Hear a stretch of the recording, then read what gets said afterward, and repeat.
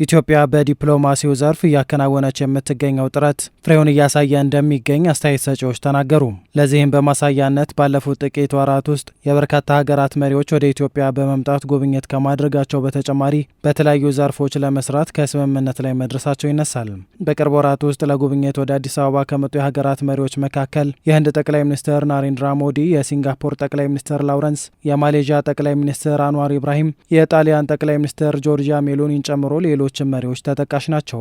ይህ የመሪዎች ጉብኝት ምንን የሚያመላክት ነው ስንል የጠየቅናቸው የህዝብ ተወካዮች ምክር ቤት አባላት ኢትዮጵያ በተለያዩ ዘርፎች እያስመዘገበች የምትገኘውን ለውጥ የሚያሳይና በሀገሪቱ ላይ ያላቸውን መተማመን እያደገ መሆኑን የሚያመላክት መሆኑን አንስተዋል። በርካታ የሀገር መሪዎች መጥተው ኢትዮጵያን የጎበኙበት ሁኔታ የሚያመላክተው በዋናነት ኢትዮጵያ እያደገች መሆኑን ነው የሚያመላክተው።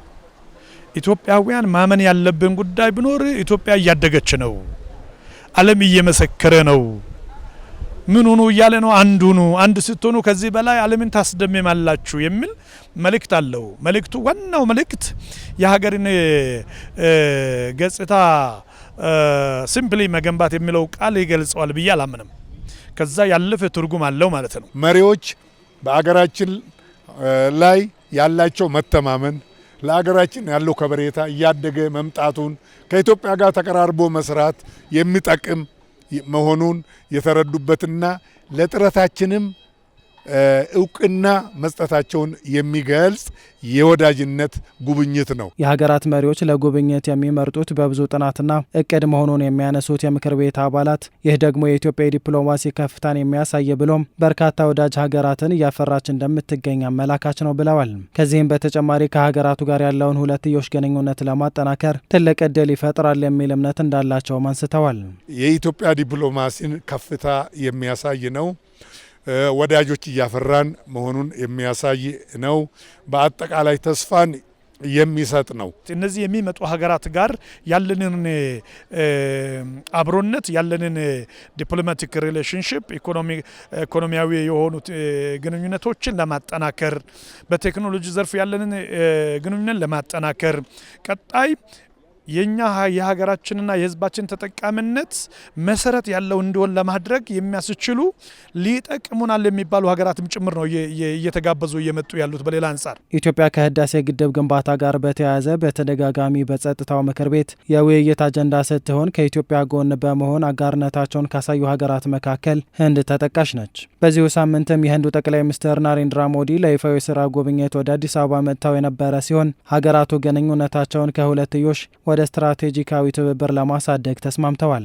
የሁለቱ ሀገራት ግንኙነት ወደ ስትራቴጂካዊ አጋርነት ማደግ በራሱ የሚሰጠው የተለየ ትርጉም እንዳለ ነው ከጣቢያችን ጋር ቆይታ የነበራቸው የምክር ቤት አባላት የተናገሩት። 13 ጊዜ በጸጥታ ምክር ቤት ሀገራችን በተከሰሰችበት ወቅት ከኢትዮጵያ ጎን ቆመው ከሞገቱ ለኢትዮጵያ ወንድማማችነትን የክፉ ቀን ወዳጅነትን ካሳዩ ሀገሮች አንዷ ኢንዲያ ናት።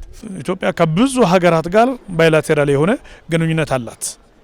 ስትራቴጂክ የሆነ ወደ ሆነው ግንኙነት አደገ ተብሎ ሲባል በተመረጡ ጉዳዮች ላይ የጋራ እድገት ታሳቢ ተደርጎ የሚሰራበት የዓለም ላይ የታዳጊ ሀገራት ድምጽ ለመሆንም ሲፈለግ የጋራ ግብ የሚቀረጽበት በጋራ ለጋራ ሕዝብ ማደግ የሚሉ መሪዎችን አንግቦ የሚንቀሳቀስ ከባይላቴራል የሪሌሽንሺፕ በአይነቱም በደረጃውም ከፍ ያለ የማህበራዊ መስተጋብሮችንም የሚያጠናክር ዲፕሎማሲያዊ መስተጋብሮችን የሚያጠናክር ኢኮኖሚያዊ ትስስሮችንም የሚያጠናክር እና ፈርጀ ብዙ የሆኑ ጉዳዮችን እንደ ፓኬጅ የያዘ አቅም የሚፈጠርበት ነው ማለት ነው። ጠቅላይ ሚኒስትሩ በነበራቸው ቆይታ በህዝብ ተወካዮችና በፌዴሬሽን ምክር ቤቶች የጋራ ስብሰባ ላይ ንግግር አድርገው የነበረ ሲሆን ኢትዮጵያ የጀመረችውን የለውጥ ጉዞ እንደሚያደንቁ ተናግረዋል። ከዚህም ባሻገር ኢትዮጵያና ህንድ በቀጠናዎቻቸው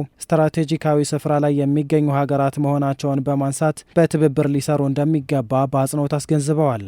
ኢትዮጵያ ሲትስ at a crossroads of Africa. India stands at the heart of the Indian Ocean. ኢትዮጵያ በአፍሪካ መስቀለኛ መንገድ ላይ ትገኛለች። ህንድ ደግሞ በህንድ ውቅያኖስ እምብርት ላይ አለች። እኛ በቀጠናው የሰላምና ደህንነት ግንኙነት የተፈጥሮ አጋሮች ነን። በዚህ ዓመት መጀመሪያ ላይ የመከላከያ ትብብር ስምምነት ሲፈረም በጋራ ደህንነት ላይ ያለን ቁርጠኝነት እየጠነከረ ሄዷል። ይህ ስምምነት በቅርበት ወታደራዊ ትብብር ላይ ያተኩራል። በሳይበር ደህንነት፣ በመከላከያ ኢንዱስትሪዎች በጋራ ምርምርና በአቅም ግንባታ ላይ ትብብርን ያካትታል።